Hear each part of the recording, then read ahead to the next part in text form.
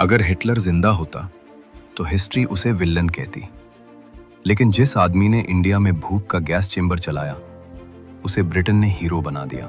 आज हम बात कर रहे हैं रॉबर्ट क्लाइव की, और जो आप सुनने वाले हो वो हिस्ट्री नहीं, क्राइम रिपोर्ट है। आज की वीडियो जंग की कहानी नहीं, ये भूख से कत्ल, कानून के नाम पर जुल्म और सिस्टमैटिक बर्बरी की कहानी है। अगर आप हिस्ट्री को हीरो विलन के चश्मे से देखते हो तो शायद एंड तक देखना मुश्किल हो। 1575 बैटल ऑफ प्लेसी। बुक्स कहती हैं ब्रिटिश जीत गए।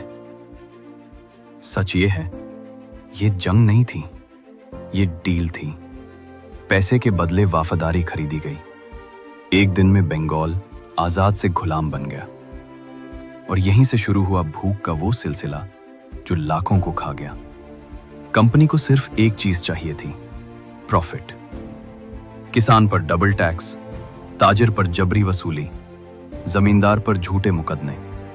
जो पैसा दे जिंदा, जो मना करे बर्बाद।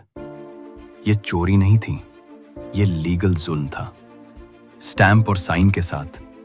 सोचो, एक गांव जहां पहले खेत लहलाते थे, अब खामोशी। अनाज गोदामों में बंद है, लेकिन मां के हाथ खाली। बच्चे रोटे रोटे चुप हो जाते, क्योंकि रोटी ही नहीं थी।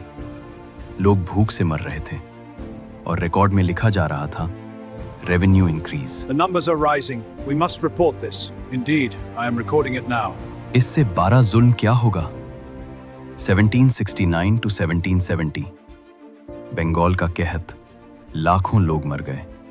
सड़कों पर लाशें, गांव सिर्फ नाम के रह गए।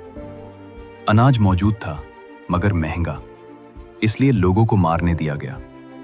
ये नेचुरल डिजास्टर नहीं था, ये प्लान्ड मास किलिंग थी, बिना गोली के।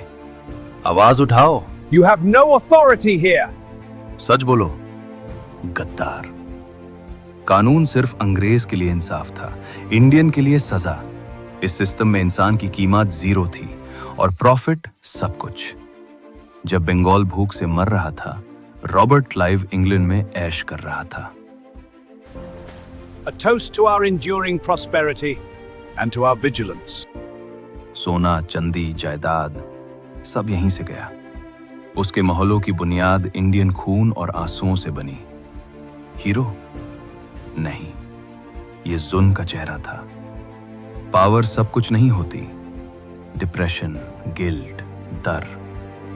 आखिर वो खुद अपनी जिंदगी से हार गया। लेकिन जो लाखों मर चुके थे, उनका हिसाब कभी नहीं हुआ।